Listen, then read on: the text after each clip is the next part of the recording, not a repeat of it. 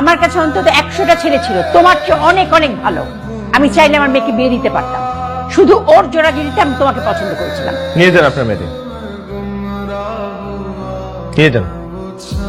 আপনাদের মেয়েরে আমার দরকার নেই। নিয়ে যেতে হলে কি করতে হবে? ডিভোর্স দিতে হবে? কোথায় সই করবো বলেন, সই করে দিচ্ছি। নিয়ে যান, ভালো কোনো ছেলের কাছে নিয়ে যান। এটা কোনো হাজবেন্ড ওয়াইফের সম্পর্ক হইতে পারে না। ও আর আমি যে সম্পর্কের মধ্যে আছি, এটা কোনো হাজবেন্ড ওয়াইফের সম্পর্ক হইতে পারে না।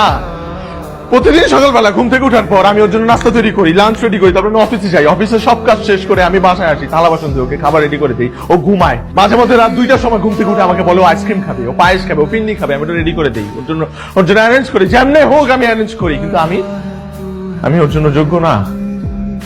বাহ, কি সুন্দর করে বলে দিলেন যে ওর আরো ভালো অপশন ছিল। তাহলে নিয়ে যান না আপনার মেয়েকে, নিয়ে যান।